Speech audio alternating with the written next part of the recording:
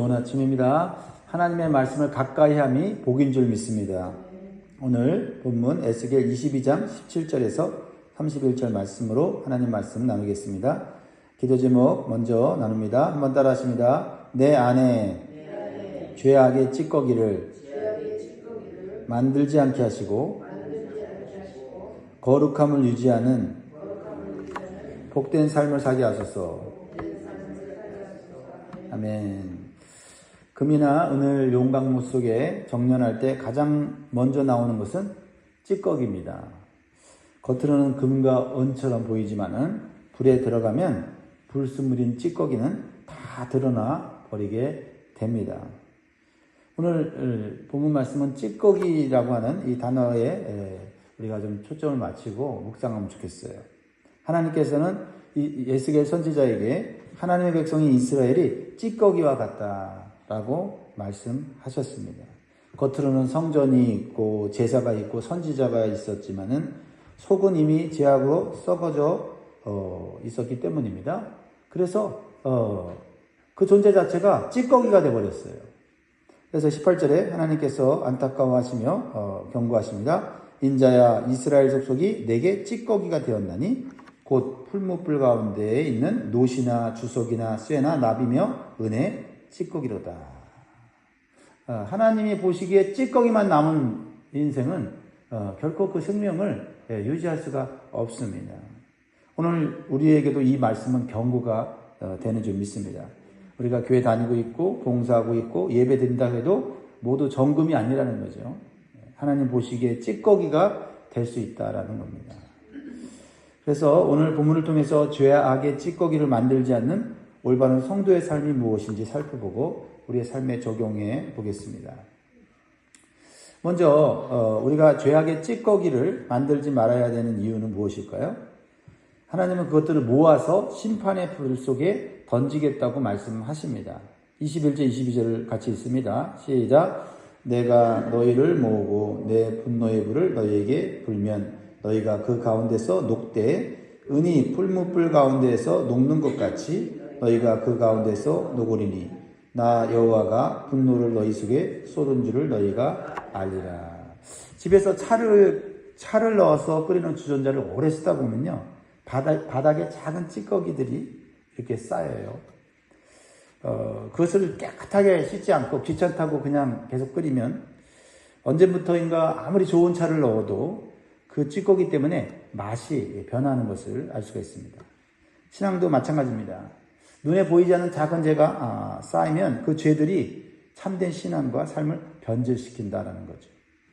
우리가 죄의 경각심이 없이 남들이 다 하니까 라는 이유로 짓는 죄들이 쌓여서 결국 하나님 앞에서는 찌꺼기로 드러난다라는 것입니다. 그리고 우리가 미워하고 시기하고 질투하고 그럴 때가 있지 않습니까?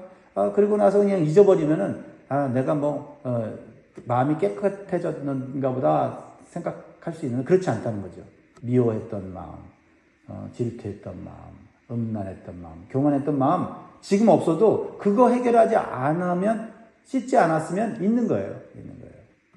또한 철저하고 순수했던 신앙이 세상과 조금씩 타협하면 내면의 죄의 찌꺼기가 또한 쌓입니다.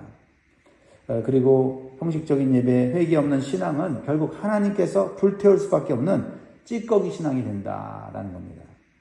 겉만 좋게 보인다고 해서 우리가 착각해서는 안 된다라는 거죠. 그러므로 날마다 우리는 자신도 모르게 쌓이는 죄악의 찌꺼기들을 점검하고 회개의 시간을 가질 수 있기를 바랍니다. 자, 죄악의 찌꺼기를 남기지 않는 삶을 살려면 오늘 본문을 통해서 주시는 교훈이 몇 가지 있는데요. 타락한 고관들을 따라가지 않는 삶을 살아야 된다. 타락한 고관들은 높은 그러한 직책과 권세를 가진 사람들을 의미하지 않습니까? 나라의 지도자들입니다. 지도자들이 타락하면 백성들도 따라서 타락하게 되어 있어요. 27절 보세요. 그 가운데에 그 고관들은 음식물을 삼키는 일이 같아서 불의한 이익을 얻으려고 피를 흘려 영혼을 멸하거늘. 지도자들이 자신이 하나님께 받은 사명을 잊어버리면요, 하나님께 주신 권세와 권위를 가지고 타락하게 됩니다. 이스라엘 고관들은요, 특별히 목자와 같이 양을 돌보는 역할을 하는 그런 지도자들로 하나님 세우셨어요. 그런데 오히려 양의 탈을 쓴 이리 때처럼 약한 자들을 삼키는, 양을 삼키는, 돌봐야 될 양을 오히려 삼키는 일을 했다라는 겁니다. 그래서 자신들의 권력을 사리사욕에만 사용한 것입니다. 그런데요, 사람들은 참 이상합니다. 자신보다 높은 자리에 있는 사람들이 타락하면 욕하면서도 자신들도 또 그 길을 또 따라가요. 높은 사람들이 저렇게 해서 잘 사는데 나도 그렇게 해서 살아야지 하는 마음이 드는 거예요. 그래서 청소년 자녀들은요, 자신들이 우상으로 삼는 유명한 연예인들이나 유튜버들이 하는 행동이 잘못됐어도 옹호하고 따라가는 그런 습성을 갖고 있어요. 그래서 어떤 방식으로도 성공만 하면 많은 부를 축적만 하게 된다면 나는 괜찮다, 이런 생각. 그리고 또 타락한 지도자들의 유명한 그런 그 연예인들의 모습을 보면서 저 사람들 저렇게 사는데 나도 그렇게 살아야지 하는 유혹을 받게 된다라는 겁니다. 우리 하나님 믿는 성도들 어떻게 살아야 됩니까? 사회적 분위기를 따라 사는 존재들이 아니라 하나님의 뜻을 따라 사는 존재인 것을 우리가 날마다 기억해야 돼요. 아무리 유명한 자들의 삶이 부럽게 보여도 하나님의 뜻과 다르다고 우리가 느끼면요, 단호히 거절할 줄 알아야 돼요. 우리는 성공이 목적이 아니라 죄로부터의 승리가 목적입니다. 우리의 삶은 부의 축적이 목적이 아니라 하나님의 뜻을 따라 나누고 섬기는 것이 목적인 것이죠.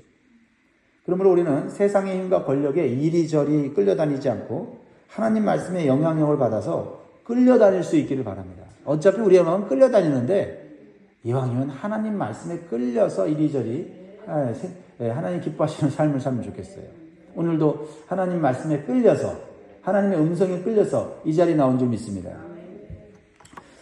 죄악의 찌꺼기를 남기지 않는 삶을 살려면 타락한 선지자를 따라가지 말라고 말씀합니다. 타락한 선지자들은 하나님의 말씀이라고 하면서 자신들이 꾸며낸 말로 백성들을 미혹하고 착취하는 일을 하였어요. 말로는 백성들에게 유익을 주는 것 같은, 도움을 주는 것 같은 말을 했지만 결국은 그 백성들을 착취했다. 25절 말씀 같이 읽습니다.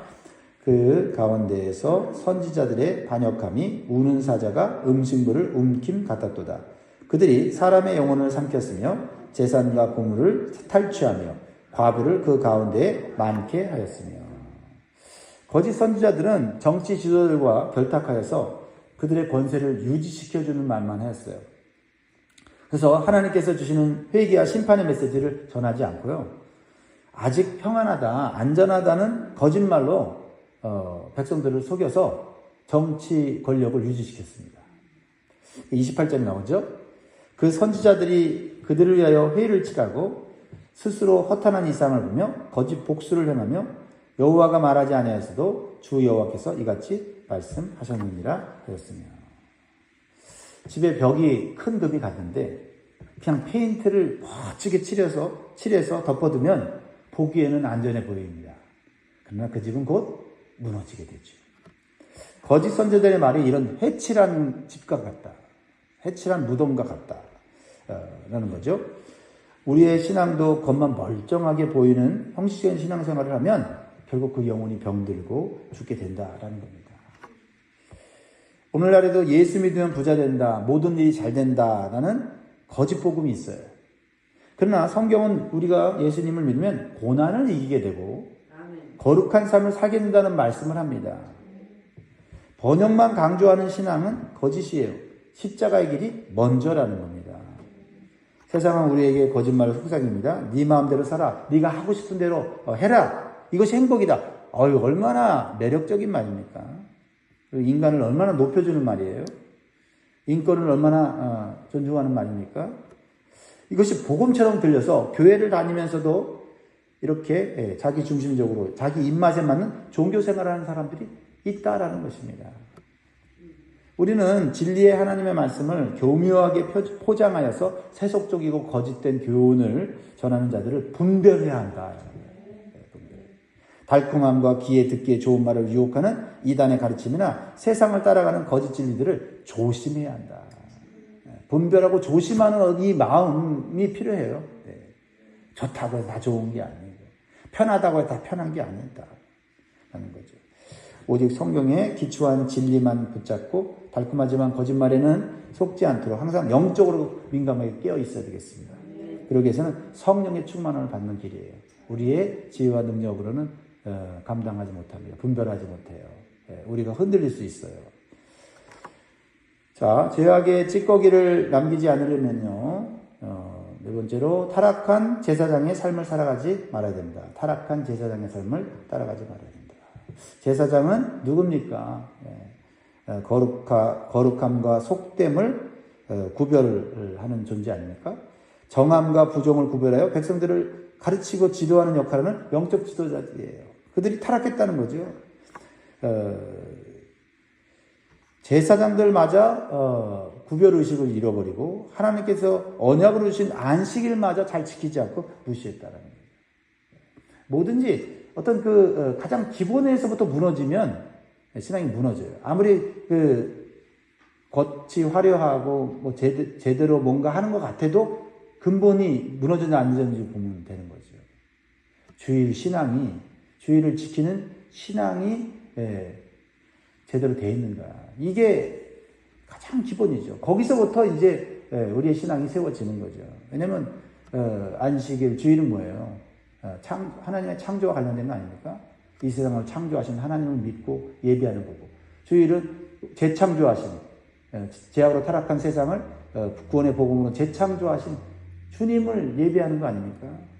자, 보세요. 26절 보세요. 근본이 무너지면 다 무너지는 거예요. 그 제사장들은 내 율법을 범하였으며 나의 성물을 더럽혔으며 거룩함과 속된 것을 구별하지 아니하였으며 부정함과 정한 것을 사람이 구별하게 하지 아니하였으며 그의 눈을 가리어 나의 안식일을 보지 아니하였으므로 내가 그들 가운데서 더럽힘을 받았습니다. 그럼 제사장들이 예배 안 드렸을까요? 기도 안 했을까요?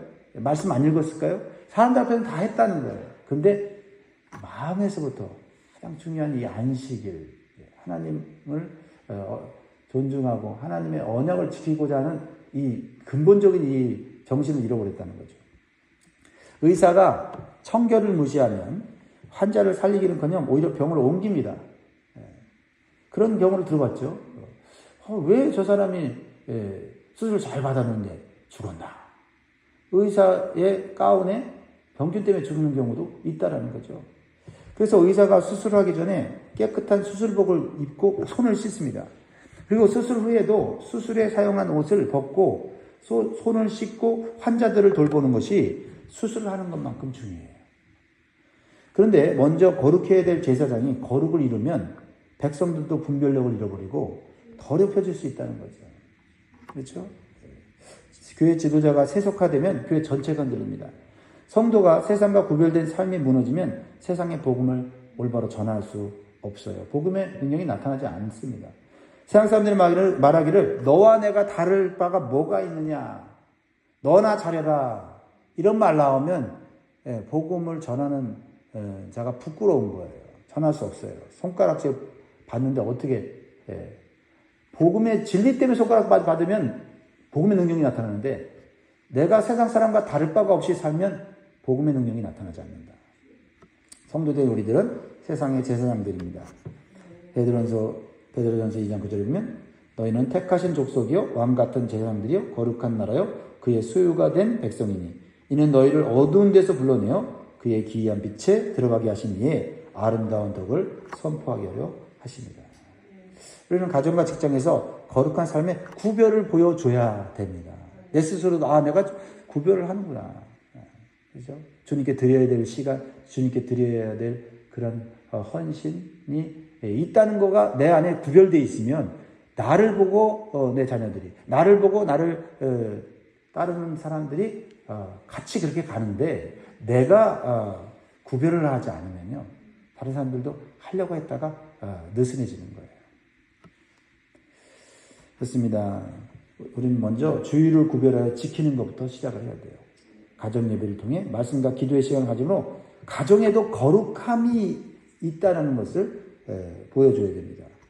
직장에서 요구하는 것들을 다 따라가는 것이 아니라 신앙 양심에 꺼리는 것을 분명하게 거절하고 표현해야 돼요. 그 대신에 그만큼 평상시에 성실하고 정직한 모습을 보여줘서 본이 되고 빛이 되는 삶을 인정받아야 돼요. 그래야 내가 이거는 내 신앙 양심상 나는 이건 못하겠습니다라고 했을 때 그 사람이 회사에 평상시에도 게으르고 빈둥빈둥 놀고 앉아 있으면 그 말을 받아주겠습니까? 평상시에 뭐 성실하고 정직하고 앞장서서 부지런히 일을 하는데 어떤 일에 대해서 나는 신앙적으로 이건 옳지 않다고 생각하는데 이해해 주십시오. 그러면 어떻게 더 감동을 받게 되는 줄 믿습니다.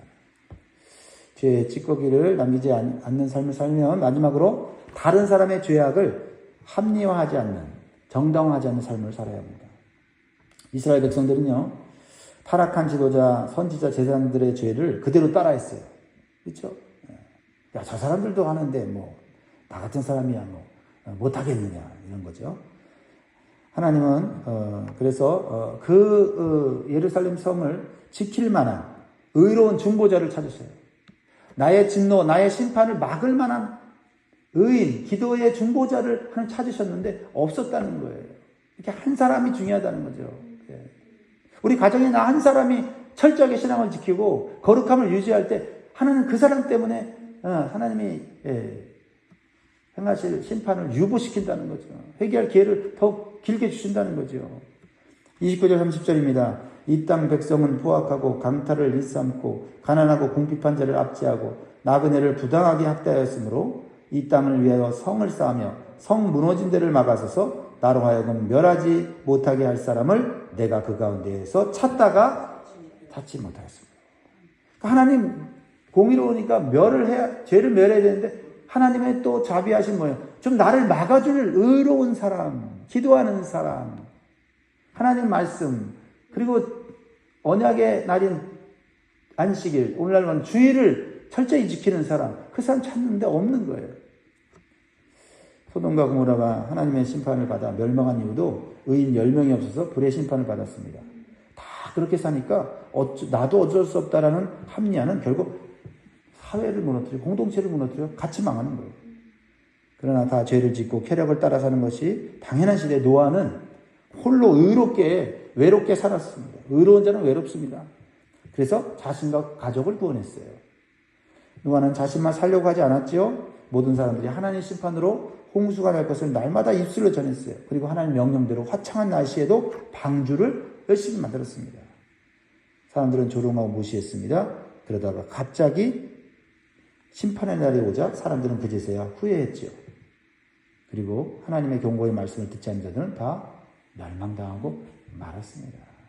하나님이 하루아침에 죄악이 쌓인다고 해서 멸망시키는 게 아니에요.